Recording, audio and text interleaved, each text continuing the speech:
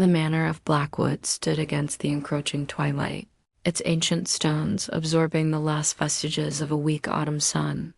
Within its sprawling domain, time seemed to move at a different pace, measured not by clocks, but by duty and adherence to long-established, unyielding custom.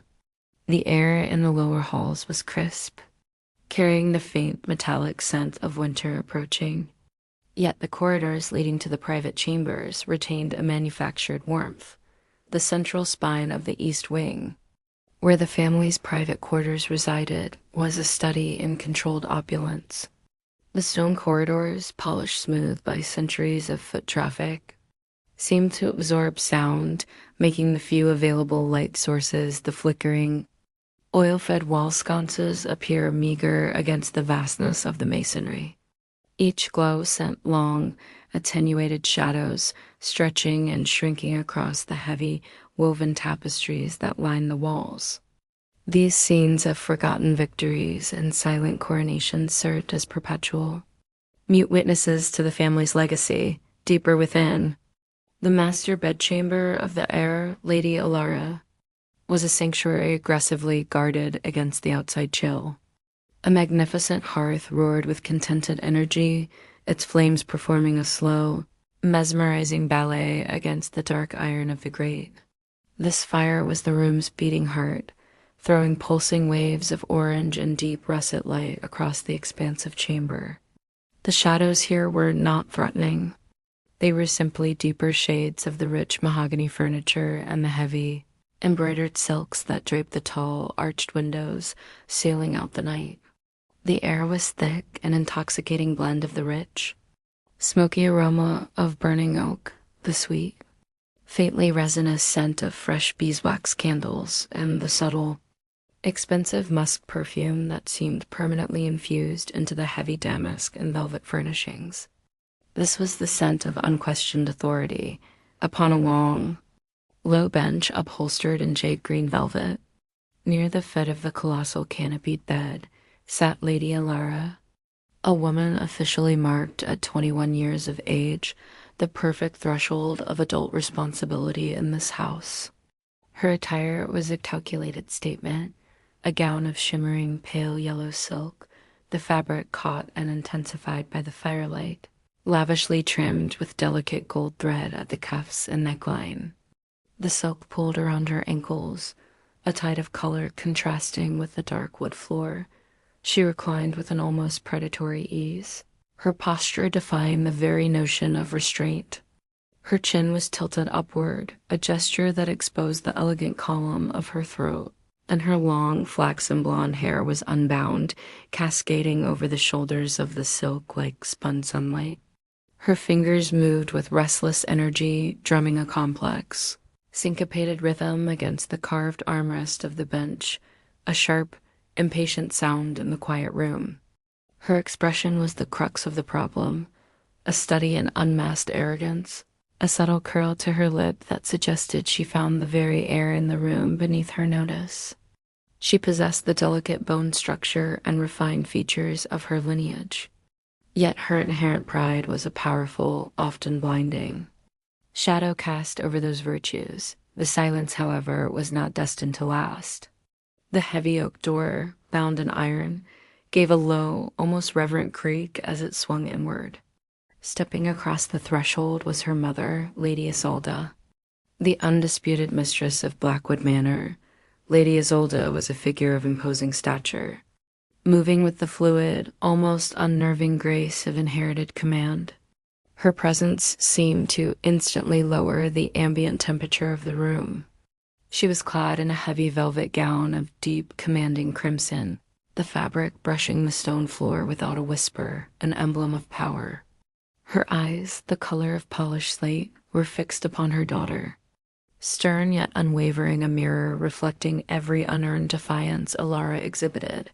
Following her mother, like shadows given substance, were two household maids, both visibly adults, well over 20 years old, dressed in the uniform of service, plain, dark linen dresses and pristine white caps that neatly contained their hair. Their hands were clasped demurely before them, their posture a study in quiet anticipation, every muscle trained to wait for the slightest nod. "You were expected in the great hall for the evening recital of prayers, Alara," Lady Isolde stated, her voice a masterpiece of cool, controlled resonance. It was a voice that carried authority, without needing to rise above a conversational level. Yet here you remain, reclining as though you hold court, seated like a child who has mastered none of her duties. Lady Alara allowed a calculated, agonizingly slow turn of her head. Her emerald eyes met her mother's gaze, and the faintest, most insulting smirk played on her lips. "I tire of prayers, mother," she stated, the dismissal wrapped in silken contempt. "Let the servants bow and whisper their supplications for grace. I would rather hear the music of my own, significantly more interesting thoughts." The two maids behind Lady Isolde shifted infinitesimally, exchanging a flicker of nervous understanding. Lady Isolde's face, already stern, seemed to compress further, the subtle muscle movements betraying a deep-seated displeasure. "You speak carelessly, Alara," she warned, each word carefully weighted, "and not merely of rote prayers, but of your position in this household. Have you utterly forgotten the intricate order of honor and deference that holds this entire structure together?" Alara rose in one swift, fluid motion, the yellow silk shimmering violently in the flickering light. Standing tall, an emblem of expensive, willful rebellion. "I forget nothing," she retorted, her voice sharp enough to cut glass. "But I will not be caged by rules fashioned for impressionable children. If respect is demanded as your due, then demand it be earned through wisdom, not merely by the accident of birth. Why should I bow to commands when I am demonstrably a woman grown, an adult of 21 years? The ensuing silence from Lady Isolde was not empty. It was dense, heavy, the kind of quiet that precedes an avalanche. She took one measured stride forward, then another, each footfall seeming to deepen the grooves in the ancient stone floor. The firelight fought valiantly, but it could only succeed in casting her crimson velvet shadow long and starkly dark behind her, transforming her into a towering silhouette of judgment. "Daughter," she finally said, her voice having shed its conversational softness, now honed to the keen edge of steel. "You trespass upon insolence, and insolence, particularly when worn as a badge by one of your station, cannot and will not go unanswered." Alara met the challenge with a dismissive toss of her long blonde hair, letting it swing over one shoulder in a gesture of supreme boredom. "And what precise, tedious punishment could you possibly fashion for me now, mother?" she challenged, her tone dripping with false curiosity. "Will you confine me to the dusty chapel to contemplate sainthood? Or will you subject me to another protracted lecture, the words of which have long since lost all meaning?" This open, almost gleeful defiance was the final, irrevocable spark.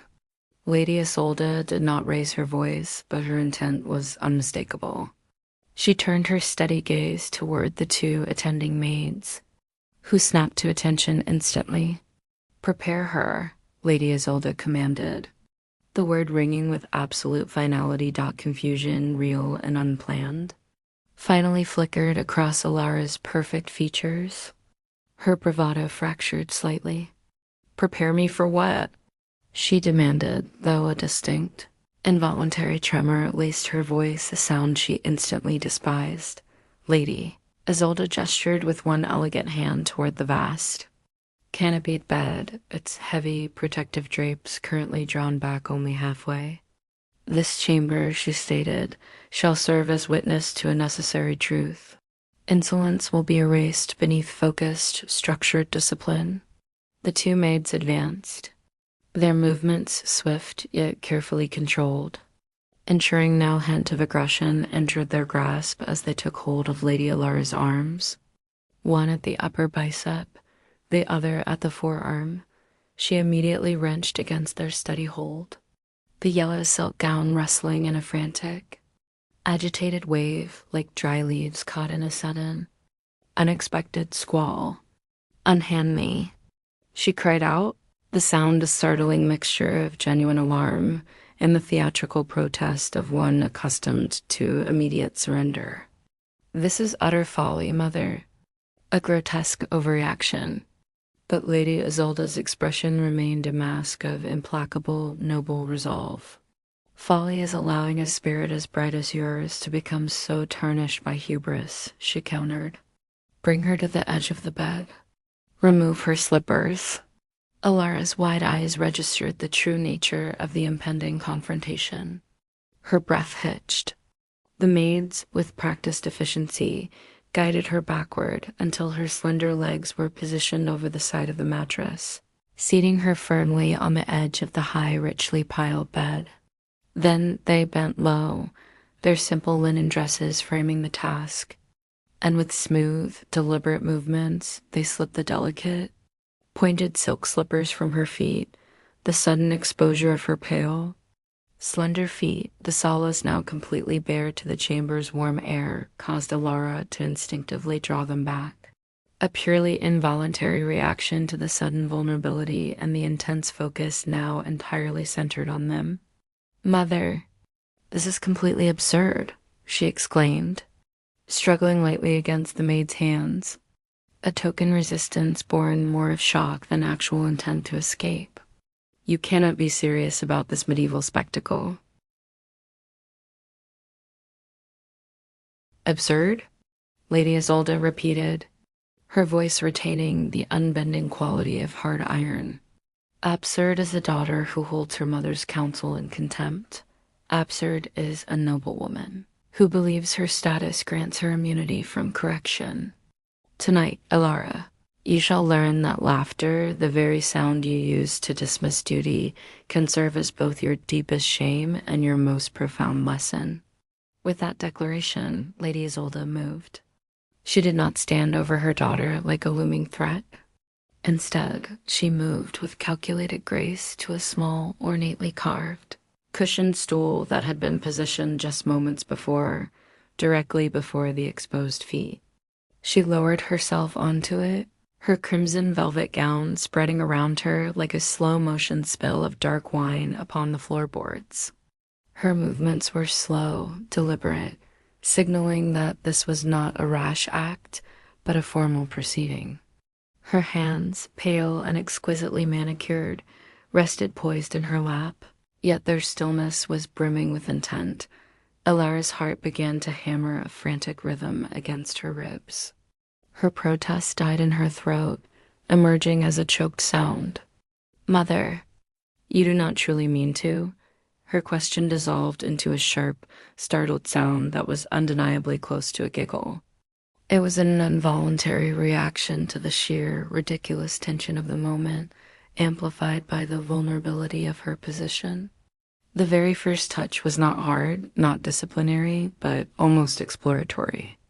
Lady Isolda's fine, pale fingers grazed the tender arch of Alara's right foot. Tracing a line with deliberate, almost scientific observation, Alara recoiled violently, yanking her leg back, a genuine high-pitched squeal escaping her.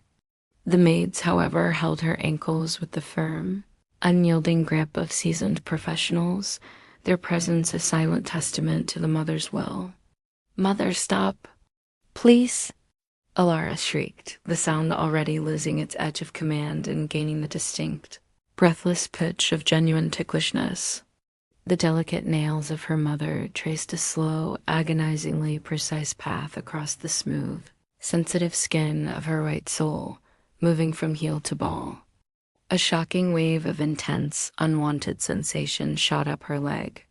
Bypassing thought entirely, every word of defiance, Lady Isolda stated, her voice remaining impossibly calm, almost conversational, while her fingers began a light, rapid dancing motion across the sensitive pads beneath her toes. Every careless dismissal of duty and honor is answered here.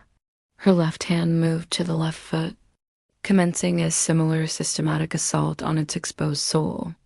"Beneath your bare feet lies the absolute, undeniable key to your humility. The chamber instantly filled with a sound that Blackwood Manor had not heard in years. Wild, desperate, unrestrained laughter. It was not the laughter of amusement, but the hysterical, physiological overflow of someone whose defenses have been instantly, completely dismantled. Alara kicked and writhed, the yellow silk whipping around her blonde hair flying wildly across her flushed cheeks as she tried to pull her feet away, but the maids were an immovable anchor. "Enough.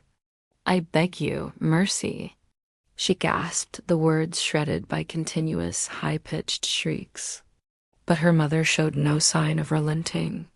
Lady Isolde's touch was masterful, moving with a terrifying understanding of where the skin was thinnest, where the nerves lay closest to the surface. A nail slid underneath a toe, pulling gently. Fingers circled the sensitive instep with merciless, rhythmic pressure.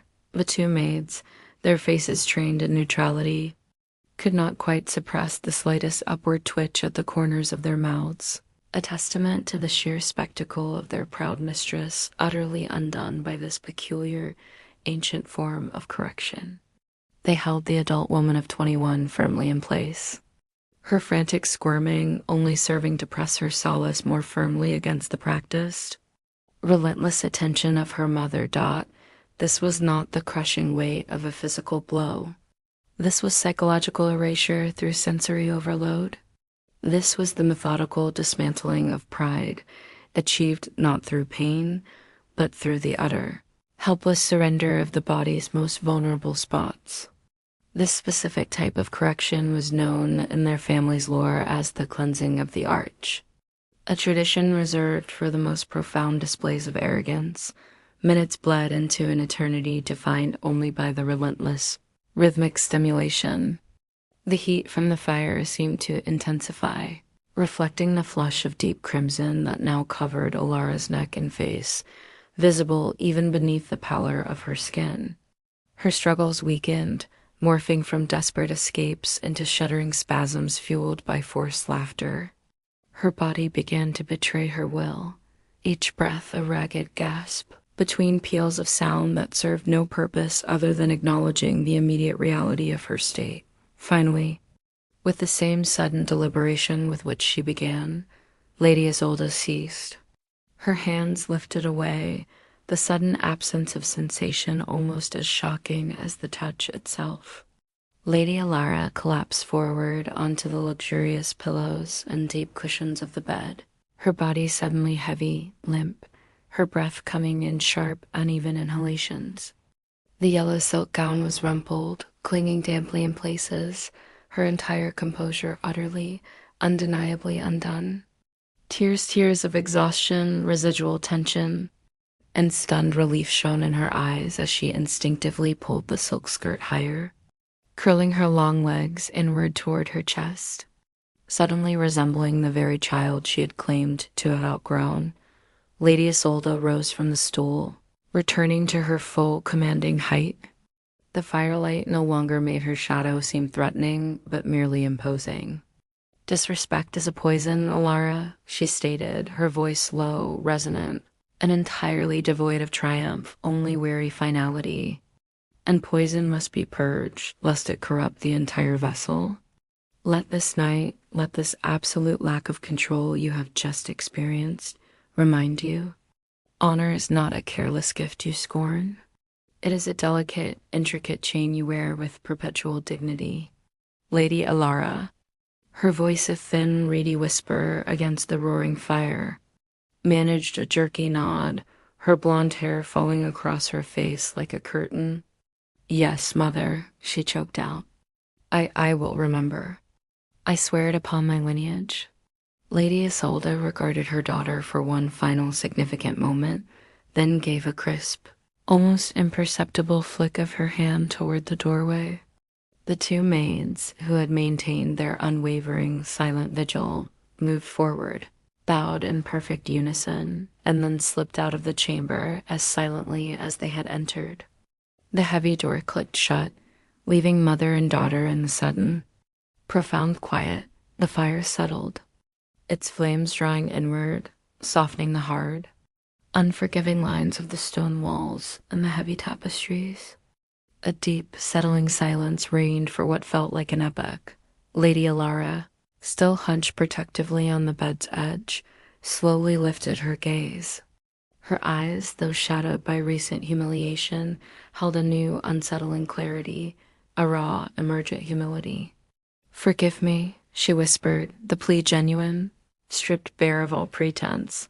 Lady Isolde's severe features finally yielded. The granite around her eyes softened, replaced by the deep, complex emotion of a matriarch who has performed a necessary, painful duty. She stepped forward, her crimson velvet brushing the rug, and gently reached out, smoothing the tangled strands of blonde hair from her daughter's forehead. "You are forgiven, my adult daughter," she murmured. "But you must never, not for a single day of the long life ahead of you, forget the precise, undeniable lesson that uncontrolled laughter taught you tonight, beneath your own feet." With those final words, she turned away, her velvet gown sweeping across the floor in a majestic final statement of resolution, leaving Alara utterly alone with the physical memory of the night's instruction. The torches in the corridor seemed to dim further. The great fire in the hearth sank into glowing embers. In the vast hush of the chamber, the sharp, lingering echo of her own desperate, helpless laughter pressed heavily upon Alara's heart, no longer a sound of joy, but a private, internal metronome counting down the seconds until she might dare to test her mother's patience again. She curled her bare feet closer to her body, her solace tingling faintly, a physical reminder of the night her pride was meticulously, yet tenderly, stripped away.